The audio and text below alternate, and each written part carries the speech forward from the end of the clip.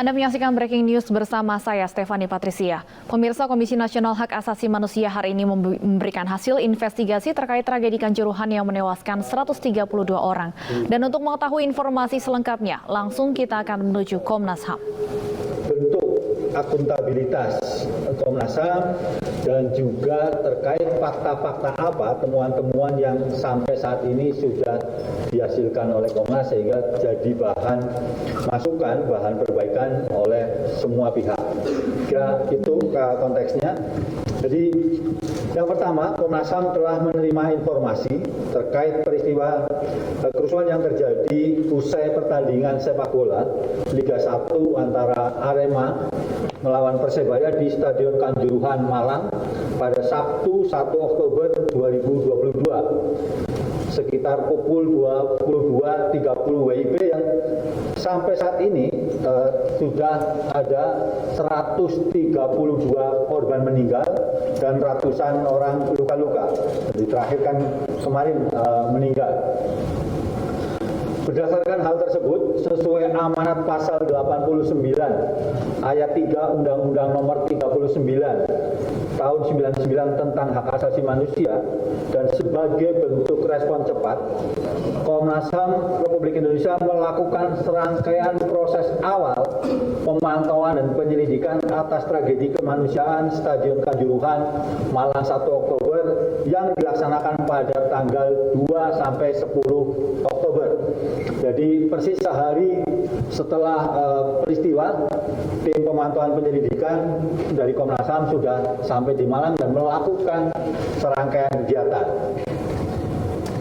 Pada 2 sampai 10 Oktober 2022, tim pemantauan dan penyelidikan yang terjadi pada untuk peristiwa kerusuhan yang terjadi pada 1 Oktober telah melakukan sejumlah permintaan keterangan terhadap sejumlah pihak, antara lain meminta keterangan terhadap manajemen dan pengurus Arema.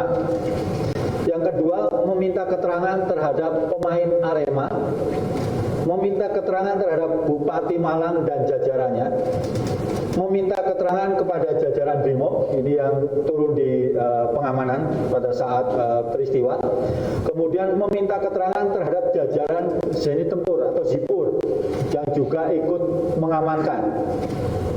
Kemudian meminta keterangan terhadap jajaran Polres Malang, termasuk juga mantan Kapolres Malang, Pak AKBP Verly Hidayat. Meminta keterangan terhadap saksi-saksi dan korban yang merupakan supporter Arema di daerah Malang Raya. Kemudian meminta keterangan terhadap BPBD Kota Malang, BPBD Kabupaten Malang, dan BPBD Kota Batu. Jadi ada 3 BPBD yang kami mintai keterangan. Kemudian meminta keterangan Ketua Panitia Pelaksana Panpel dan Security Officer pertandingan Arema melawan Persebaya.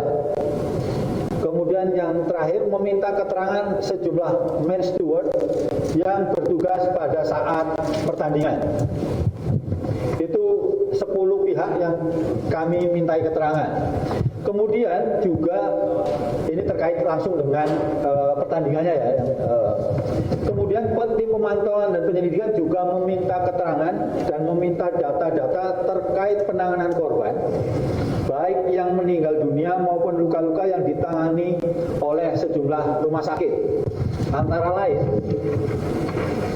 Rumah Sakit Umum Daerah Dr. Saiful Anwar Malang, Rumah Sakit Wafa Husada Malang, Rumah Sakit Tentara Dr. Supraun Malang, Rumah Sakit Bayangkara Hastabrata Batu, Rumah Sakit Teja Husada Kepanjen, Rumah Sakit Umum Daerah Kanjuruhan Malang. Nah, dari pelaksanaan pemantauan dan penyelidikan tersebut, sampai saat ini Komnas HAM mendapatkan sejumlah dokumen dan barang bukti, antara lain, barang bukti temuan antara lain, 1 dokumen kepolisian, ini terkait dengan rencana pengamanan dan dokumen-dokumen teknis lainnya. Kemudian dokumen data korban, baik yang meninggal dunia maupun yang luka-luka dari sejumlah pihak, baik rumah sakit, relawan, keluarga korban, dan pihak-pihak lainnya. Artinya kami selain mendapatkan data resmi dari rumah sakit terkait data yang meninggal dan luka-luka, kami juga mendapat informasi, data-data dari relawan, keluarga korban, dan pihak-pihak lainnya. Kemudian yang ketiga, video dan foto orisinil dari saksi dan korban. Artinya video yang selain yang banyak beredar di sosial media, begitu, kami juga mendapatkan video-video yang mungkin sampai saat ini belum pernah dipublikasikan. Jadi ini adalah orisinil menjadi milik Komnas eksklusif, gitu, dari saksi dan korban. Kemudian temuan barang bukti berupa bagian dari senjata gas air mata yang saat ini sedang dimintakan uji laboratorium.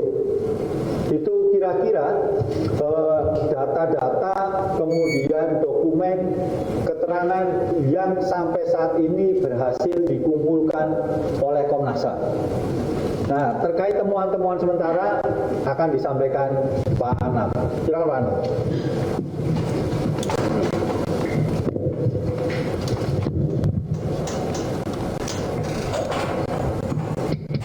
Ya, saya melanjutkan Pak BK. Ini tim yang kemarin turun, sebagian tim yang turun ke Malang, bertemu langsung dengan korban, bertemu langsung dengan berbagai pihak, termasuk juga aparat Brimob, Zipur, dan lain sebagainya.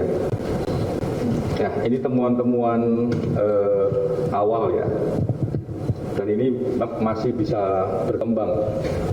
Yang pertama adalah bahwa berdasarkan keterangan dan informasi mendalam ditemukan informasi terkait prakondisi dan rencana pengamanan. Jadi memang salah satu fokus Komnas HAM melihat berbagai kekerasan, jumlah korban yang begitu besar. Kami memang melihat bagaimana rencana pengamanan dan prakondisi yang dilakukan untuk memastikan bahwa pertandingan tersebut berjalan dengan aman dan nyaman bagi supporter dan lain sebagainya. Nah, kami mendapatkan banyak informasi, banyak data, sangat mendalam terkait ini. Dari dokumen-dokumen juga kami dapatkan semuanya terkait rencana pengamanan dan prakondisi. Nah, prakondisi ini juga kami dapatkan dari berbagai pihak keterangannya. Jadi tidak satu pihak, berbagai pihak, kepolisian, teman-teman Aremania, supporter dan lain sebagainya. Ini kami dapatkan cukup mendalam dan lengkap. Yang kedua, bahwa sekitar 14 sampai 20 menit pasca peluit panjang tanda pertandingan selesai dibunyikan, kondisi di Stadion Kanjuruhan Malang masih terkendali. Ya, pemain Arema kemudian menyampaikan permintaan maaf kepada seluruh Aremania. Jadi memang ini ada tradisi begitu yang berada di Stadion Kanjuruhan Malang. Selanjutnya pada saat pemain Arema menuju ruang ganti, sejumlah Aremania menghampiri pemain dan memeluk pemain dengan tujuan untuk memberikan semangat. Jadi kalau kita lihat dengan detail, kami mendalami ini video dan keterangan berbagai pihak, termasuk juga pihak-pihak yang terekam ada di dalam stadion, ya, baik supporter, pemain, steward, itu kami uji dengan video yang kami dapatkan, yang itu masih ada metadatanya, jadi bukan video yang tersebar di sosial media. Itu kita nilai bahwa 14 sampai 20 menit pasca peluit ditiupkan, itu suasananya sebenarnya terkendali. Detail kami melihatnya, dan memang ada supporter yang masuk ke lapangan, tapi itu untuk memberikan semangat. Itu yang kami lihat. Angka ini jadi penting bagi kami untuk mengukur sebenarnya kapan gas air mata juga keluar dan sebagainya. Yang itu menurut kami menjadi pemicu utama kepanikan para supporter yang mengakibatkan jatuhnya banyak korban meninggal dan korban luka-luka. Jadi standing kami tetap di situ. Ya, jadi teman-teman Arema itu datang menghampiri pemain, memeluk pemain, saling menangis, terutama pemain asli Malang yang besar, lahir di Malang, besar di klub binaan Arema, sampai masuk ke Arema. Wah, itu kan pada menangis, terus dipeluk, dikasih semangat, ayo ini salam satu jiwa nih, jangan menyerah lagi. Nah itu terkonfirmasi, terkonfirmasi, kami dapatkan informasinya demikian. Yang nomor 3, bahwa berdasarkan video, informasi dan keterangan yang diterima oleh Komnas HAM RI, ditemukan bahwa kondisi pintu tribun terbuka, meskipun yang dibuka adalah pintu kecil termasuk pintu tribun 10, 11, 12, 13, dan 14. Jadi ini yang memang membuat hiruk pikuk di awal. Jadi banyak di sosial media mengatakan bahwa pintunya tertutup. Kalau pintu yang kecil itu terbuka sebenarnya sejak awal, dan kami konfirmasi dari berbagai video, termasuk video yang tersebar di media yang dikasih caption bahwa pintunya tertutup, padahal itu pintunya terbuka. Ya, padahal itu pintunya terbuka. Ya, pintu kecil itu memang harus terlihat dengan serius gitu. Nah, kami punya satu video yang eksklusif kalau katanya Pak Beka. Kalau semalam kita bilang itu salah satu video kunci kami yang mengatakan bahwa pintu ini terbuka. Termasuk yang perdebatan di publik pintu 13. Pintu 13 terbuka tapi kecil. Memang itu keluar masuknya begitu. Sehingga memang di titik itulah sumbatan orang nggak bisa bergerak, ya, terus karena memang matanya pedas, sesak napas dan sebagainya, akhirnya banyak menimbulkan jatuh korban. Yang berikutnya adalah bahwa penembakan gas air mata, ya, penembakan gas air mata pertama kali ditembakkan ke arah Tribun Selatan sekitar pukul 22.08.59 WIB. Dan tim sedang mendalami titik krusial yang mengakibatkan banyaknya korban yang meninggal. Kali ini yang memicu kepanikan penonton dan muncul dinamika di lapangan menjadi ricuh. Jadi ini yang tadi berdasarkan video kunci, video eksklusif, ya, dan beberapa keterangan dari saksi, ya, yang selamat begitu, walaupun sempat ada juga yang pingsan di titik itu. Dan kita sandingin dengan video yang kami punya. Nah, kami sedang menghitung karena ada satu yang sangat krusial yang sepanjang pengetahuan kami ini belum terpublikasi. Dan video ini memang video yang diproduksi oleh yang meninggal.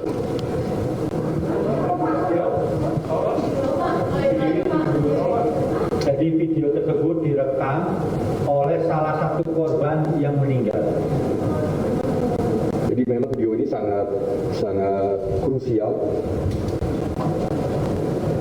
Dia bisa merekam dari sejak di tribun sampai di titik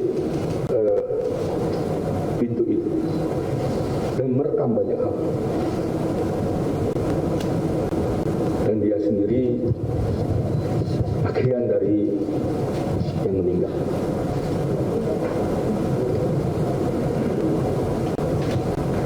Dan ini memang tribun yang banyak dibicarakan pintunya tertutup, itu terbuka.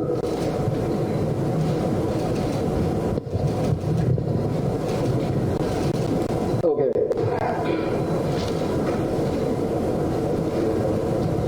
Temuan yang krusial lagi, bahwa Kapolres Malang sempat mengajukan permintaan perubahan jadwal pertandingan yang semula memang jam 8 malam menjadi jam setengah 4 sore, ya, namun ada penolakan dari PT LIB sehingga jadwal pertandingan dilaksanakan sesuai jadwal semula, yaitu pukul 20 jam 8 malam. Nah, ini komunikasi terkait perubahan jadwal, permintaan perubahan jadwal, penetapan kembali jadwal dan sebagainya, baik keterangan maupun dokumen-dokumennya maupun bukti-bukti yang lain kami dapatkan, sehingga kami cukup dalam soal ini. Ya, kami tahu apa yang terjadi, termasuk juga kenapa kok itu tidak bisa dirubah, walaupun salah satu alasan kepingin merubahnya adalah itu poin itu mendalam, nanti kami akan kami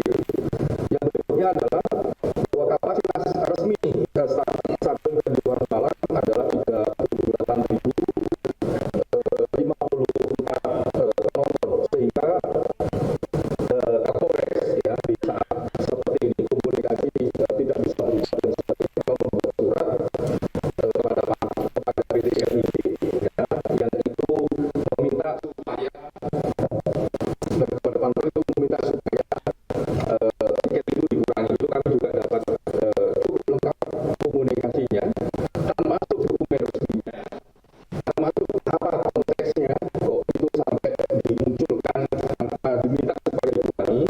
Padahal di saat yang sama tiket sudah dicetak 43.000, ya sudah dipesan 42.516 tiket.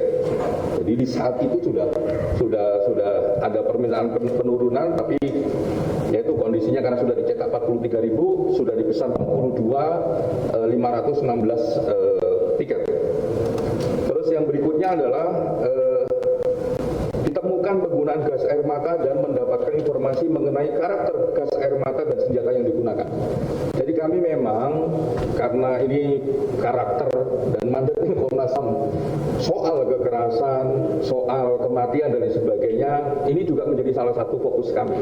Jadi di samping soal renpam, rencana pengamanan, prakondisi, termasuk juga penggunaan senjata karena ini terkait erat dengan kekerasan, jumlah korban dan sebagainya. Nah, kami memang mendalami ini dan kami mendapatkan gas air mata tersebut, informasi terkait gas air mata tersebut, termasuk juga sejumlah karakter senjata yang digunakan. Jadi kami melihat langsung senjatanya, bahkan kami memegang langsung senjatanya, kami menghitung juga senjatanya dan sebagainya. Kami cukup lengkap soal ini. Nah, termasuk di sini misalnya yang melakukan penembakan terhadap menggunakan gas air mata adalah Brimob dan Samapta atau Sabara. Jadi tidak hanya Brimob tapi juga Sabara juga melakukan penembakan gas air mata. Nah itu temuan-temuannya untuk sementara ini sebenarnya cukup detail gitu, cuman karena banyak media yang kepingin tahu update-nya. Padahal minggu depan itu kami berencana meluncing laporan akhir. Tapi karena banyak yang kami, saya, Pak BK dan teman-teman yang lain kita respon update ini. Dan semua ini cukup detail. Ini salah satu, ini hampir semua, ini salah satu bagian yang dokumen-dokumen ini kami dapatkan. Ini enggak saya, yang ini sengaja saya balik.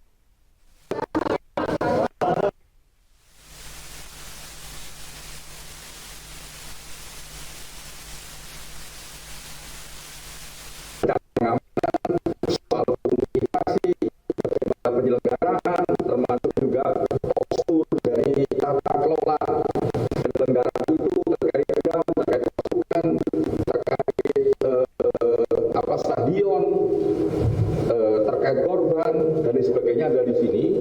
Belum lagi dokumen-dokumen video yang juga kami dapatkan cukup lengkap. Foto, video, termasuk video-video yang tadi kami sebutkan, video yang orisinil. Jadi kami untuk mengecek dan mengukur tembakan di menit keberapa, di titik berapa, diarahkan ke mana, mengakibatkan apa, kami berdasarkan metadata video yang kami punya. Jadi videonya harus punya metadata. Nah ini salah satu yang juga penting.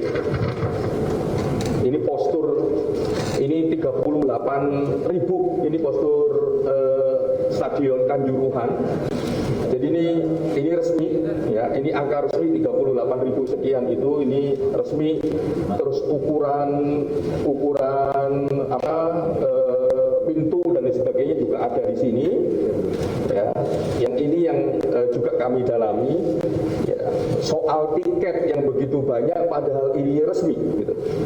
Angkanya 38.000 itu, ini angka resmi stadion sana. Tapi kenapa kok Anda penyetakan tiket melebihi dari kapasitas kapasitas stadion? Karena itu salah satu yang mengakibatkan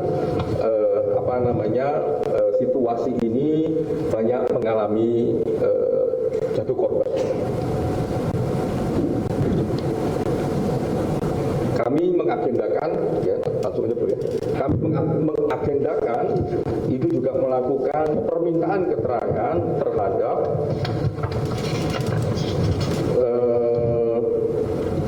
Direktur PT LIP, Direktur Utama Indosiar, ya sebagai broadcasternya, terus ahli hukum olahraga dan PSSI. Kami rencanakan besok. Kami berharap semua pihak yang kami rencanakan untuk permintaan keterangan besok bisa bekerja sama dengan kami untuk membuat terangnya peristiwa. Apa yang kami lakukan dalam konteks hari ini, ya, untuk korban dan untuk perbaikan sepak bola kita, sehingga ada korban-korban berikutnya. Ini soal tata kelola sepak bola, soal tata kelola keamanan, dan soal perlindungan hak asasi manusia. Terima kasih. Yuk. Soal Revan tadi, soal beredar Brimob namanya sama penglihatan kacamata yang ada di stadion itu memang di Revannya memang sudah seperti itu, dan kemudian siapa pihak yang mau ACC dalam hal seperti itu ada Brimob, ada kacamata dengan kesaksian dan apakah Komnas HAM berencana memeriksa keterangan Pak Dirjen di Bintang tentang Kapolda itu? Oke.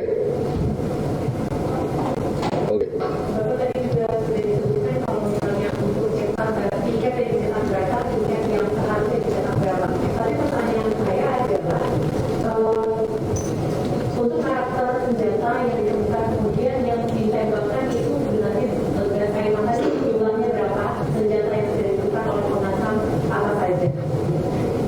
Oke. Soal kita tadi kemacetannya terbuka ya Pak ya. Itu jika terbuka cuma untuk berapa orang dan sekiranya itu berapa versi ada di orang yang Bukain foto yang pintu aja nanti di gambar yang tertutup ya. Lanjut. Tadi juga Bapak itu ada tiga eksklusif ya Pak. Nah, masuk tiga eksklusif seperti apa? Kami dia juga punya banyak video yang beredar di sosial media dan apa yang membedakan dari video Pak? Oke, lanjut. Lanjut. Pak, soal yang tinggal selongsong gas air mata itu teman Komnas HAM bagaimana itu selongsong biru, hijau atau merah yang ditembakkan ke pintu selatan? Lanjut. Udah cukup ya? Tiga pertanyaan. Yang pertama, berdasarkan temuan dari Komnas HAM, total dari titik fire-nya itu ada berapa jumlah tembakan yang ditembakkan untuk gas air mata. Kemudian yang kedua, dari pihak PSSI dan kepolisian juga menemukan puluhan botol minuman keras yang dikatakan juga dimaksud oleh penonton. Apakah Komnas HAM juga menemukan itu? Dan yang ketiga, soal kewenangan polisi yang akhirnya mengizinkan. Tadi kan Kapolda meminta bermajukan, tapi tetap diadakan pukul 20. Berarti itu instruksinya dari atasan kepolisian, karena tidak mungkin PTLD pelaku sipil bisa memerintah polisi agar pertandingan berjalan jam 20. Apa sudah diketahui siapa pemegang kewenangan itu? Terima kasih. Iya, ini soal Renpam ya. Ini banyak pertanyaan soal rencana pengamanan. Kami punya dokumen resminya. Kami punya konteks bagaimana itu berlangsung. Kami punya dinamika minimal 10 hari sebelum hari H. Komunikasinya bagaimana sampai muncul penambahan pasukan ya dari berbagai polres di seputaran Malang. Kami punya informasi juga postur keamanan di Malang ya, terutama di Kabupaten Malang. Kami juga punya informasi terkait karakter dari BKO yang ada di pertandingan kemarin, termasuk kalau tadi dikatakan apakah permintaannya PHH, ya tertulisnya memang PHH, gitu. Termasuk yang lain-lain kami punya dokumen resminya, kami punya konteksnya, kami punya informasinya. Nanti akan kami sampaikan lebih detail ketika laporan akhir. Oke. Terus tadi bagaimana dengan karakter senjatanya? Senjatanya kami pegang, kami lihat, kami teliti. Jadi jelas karakternya kayak apa, ya, lubang senjatanya berapa kami juga lihat. Nanti kami akan sampaikan detail termasuk foto-foto dari senjata-senjata tersebut di laporan akhir.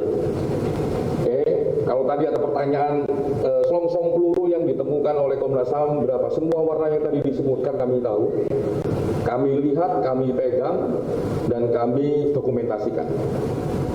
Ya, mulai dari merah dan sebagainya itu merah, hijau, biru, kuning. Nah itu kami semuanya dapat dokumen itu dan dapat penjelasannya. Oke, termasuk juga kami juga mendapatkan selongsong itu. Ini Mas Arif ini yang salah satu yang megang bekas selongsongnya itu jarak sekitar 30 cm ya. 30 cm itu masih panas. Jadi dilihat ini masih panas. Terus ada beberapa teman yang pegang barangnya, ya tangannya juga panas.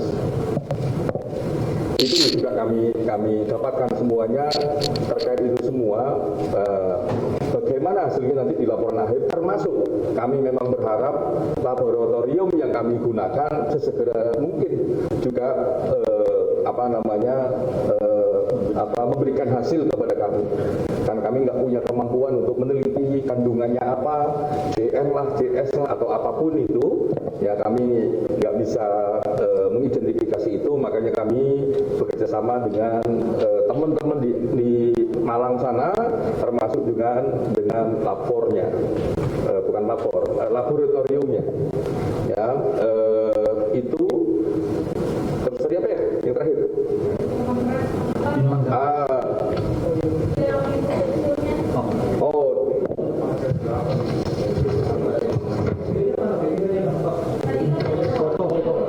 Ini soal video.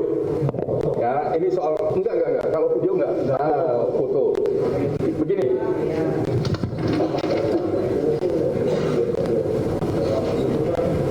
Yang disebut pintu ini yang disebut pintu terbuka itu mana aja?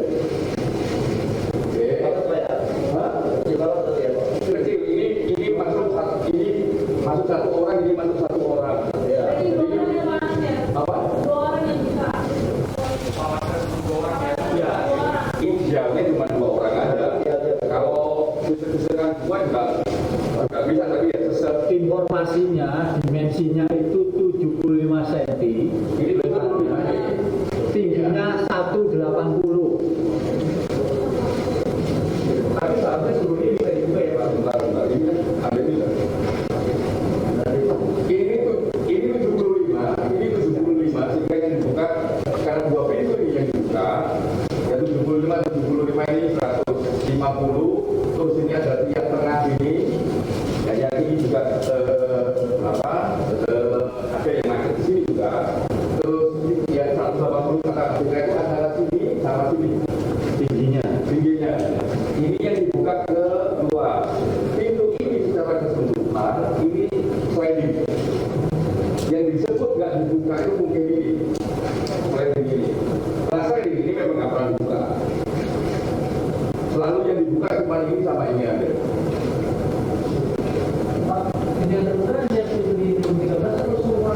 Semua dibuka. Nanti kami akan jelaskan. Oke, ada soal pintu itu ini ya. Ini sama ini. Ini yang dibuka, ini sudah.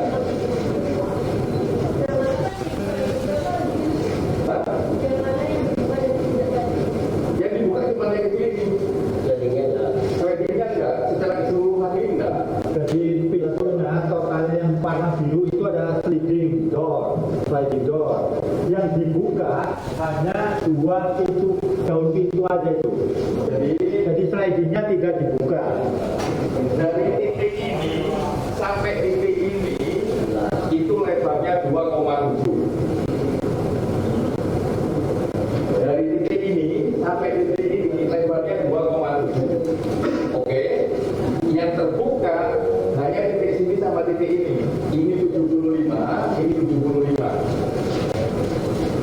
Pak, di sini itu ada yang jaganya Pak? Di luar ada. Di luar.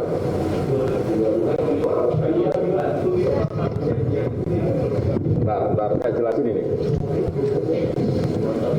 Kenapa banyak saksi yang mengatakan, ini terutama yang dari dalam ya, yang dari dalam mengatakan tidak bisa terlihat pintunya tertutup. Ya, beberapa saksi kunci yang kami dapatkan yang mau masuk ke pintu 12, yang mau masuk ke pintu 13 itu memang sesek sehingga karena itu kan tangganya curam gini. Nah itu kalau kita begini terus di depan kita ada Ada orang ya pintu yang kecil itu nggak akan terlihat. Yang terlihat cuma ini saja. Ini saja. Ya dia memang nggak bergerak. Tapi untuk melihat ini ya nggak kelihatan. Termasuk teman-teman coba lihat di TikToknya siapa? Nah, itu terbuka. Jadi kalau captionnya ditulis tertutup itu terbuka. Lihat baik-baik. Hanya kecil di titik itu.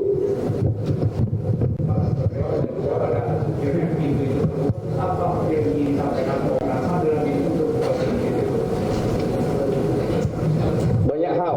Yang salah satunya adalah ini biar nggak ada perdebatan ini pintunya tertutup atau terbuka. Termasuk juga kami menyusur di balik pintu ini pintu 3 ya. Nah, ada satu pintu yang sebenarnya itu pintu 3 yang di publik itu ada kuncinya. Itu kami telusurin ini pintu 3 atau pintu berapa dan kenapa ini kok masih ada gemboknya dari luar. Ternyata itu pintu 3 bukan pintu 13. Ini biar nggak miss saja. Ya. Jadi memang kami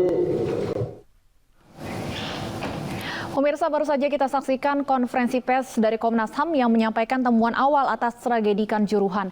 Beberapa poin penting yang disampaikan antara lain bahwa Komnas HAM menemukan fakta bahwa pintu stadion dalam keadaan terbuka pada saat kericuhan terjadi, namun pintu terbuka dalam kondisi sempit, tidak lebar atau kecil sehingga menyulitkan penonton untuk keluar pada saat terpapar gas air mata.